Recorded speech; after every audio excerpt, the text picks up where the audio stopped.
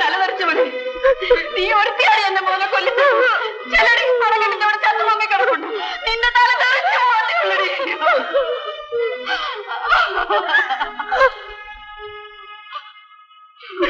ഒന്ന് മാർക്കി.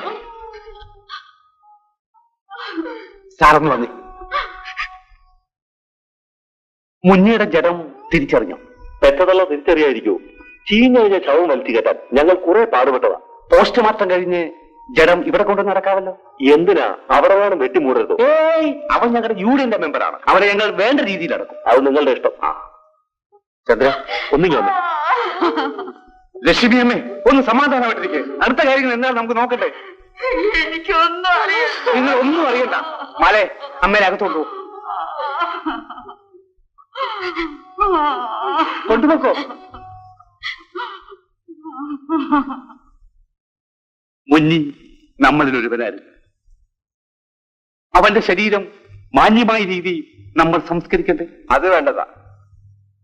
എങ്കിലൊരു പൊതുപിരിവെടുത്ത് അത് ഭംഗിയായിട്ട് നടത്തണം. യഥാശക്തി മഹാബലം. കയ്യിലുള്ളവർ ഉടനെ തരിക, ഇല്ലാത്തവർ വീട്ടിൽ പോയി എടുത്തുകൊണ്ട് വരിക.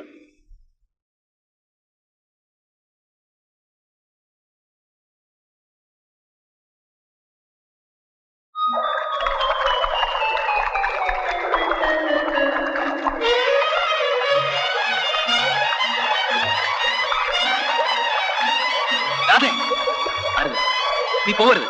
എന്നെ തൊട്ട് പോകരുത്. വിടല്ലേ, വിടാനാണ് പറഞ്ഞത്. ഞാൻ വിടില്ല. എനിക്കിനി ജീവിക്കില്ല. വിടൂ.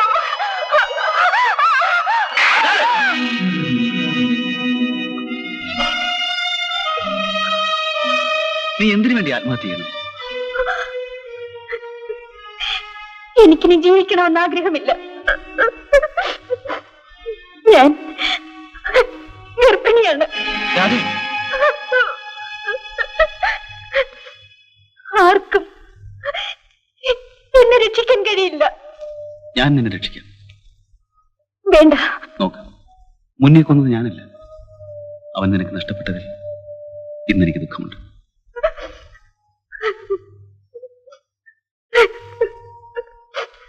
എല്ലാം പോയി. ഇനി ഞാൻ മാത്രം എന്തിനു ജീവിക്കണം? നീ മരിച്ചുകൂടാ. നിന്റെ അഭിമാനത്തിലൊരു പോറൽ. നിന്നെ ഞാൻ സംരക്ഷിക്കാം. നീ പ്രസവിക്കുന്ന കുഞ്ഞിനെ ഞാൻ വളർത്താം.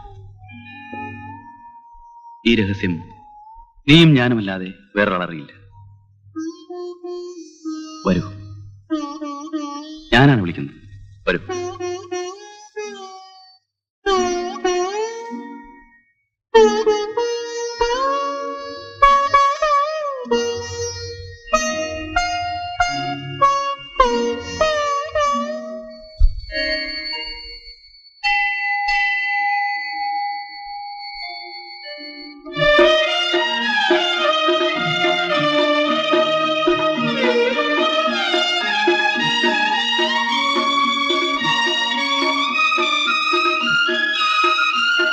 മോളെ, മുതലാളിയെ നമസ്കരിക്കും.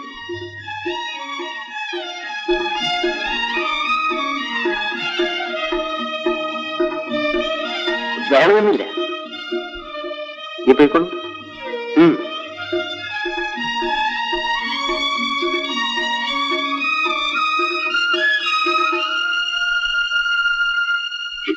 എന്റെ മോൻ ചത്തിട്ട് 3 മാസമായില്ല.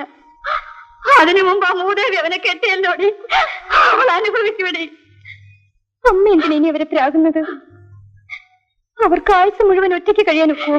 എന്നാലും എന്റെ മോന്റെ പുറകെ നടന്നവള് അവനെ കൊല്ലിച്ചവനെ തന്നെ അവള് കെട്ടിയല്ലോടി. ഇനി അതൊന്നും പറഞ്ഞിട്ട് കാര്യമില്ലെന്ന്. എല്ലാം നമ്മുടെ വിധിയാ. ഇന്ന് അമ്പലത്തിൽ വെച്ച് നീ മുതലാളിയുടെ കാലിൽ തൊട്ട് തൊഴാൻ ഞാൻ ശരിയായില്ല. ഞാൻ എന്റെ അച്ഛന്റെ കാലിൽ തൊട്ട് നമസ്കരിച്ചല്ലോ. നിന്റെ അച്ഛനേക്കാൾ ഇന്ന് നീ താല്പര്യം കാണിക്കേണ്ട മുതലാളിയോട്. അതെന്തിനാ? അദ്ദേഹം നിന്റെ പേരിൽ ഒരു വീട് എഴുതുന്നു.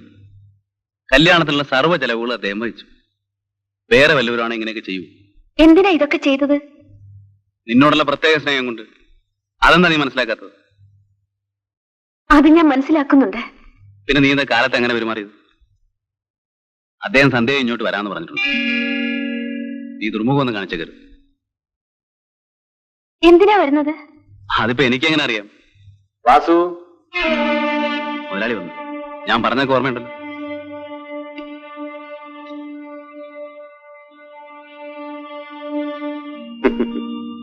എങ്ങനെയിരിക്കുന്നു? ഞാൻ എല്ലാം അവളോട് പറഞ്ഞിട്ടുണ്ട്. ഇനി ഇറങ്ങിയിടൊന്നും കാണിക്കില്ല. അവൾക്കൊന്നും അറിഞ്ഞുകൂടാ. പൊട്ടിപ്പൻ. ആ, എല്ലാം ശരിയായിക്കോളും.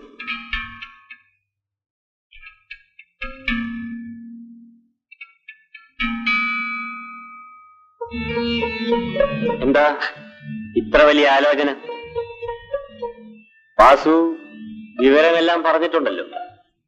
അവനെ കൊണ്ട് നിന്നെ കല്യാണം കഴിപ്പിച്ചത് എനിക്ക് വേണ്ടിയാ. ഇതാ നിനക്ക് വേണ്ടി ഞാൻ വാങ്ങിയതാ.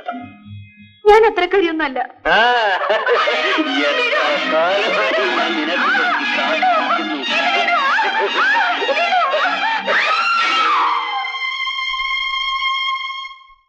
അതെ, എന്താ എന്താ എന്ത് പറ്റി? നീ എന്തിനാ നിലവിളിച്ചത്?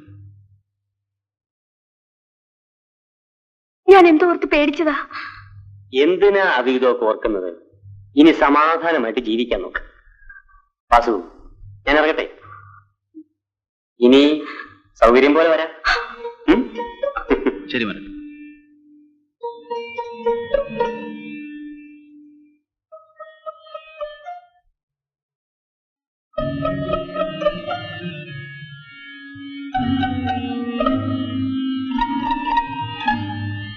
നേരെ ഒത്തിരിയായി. നീ പോയി കിടന്നുറങ്ങി.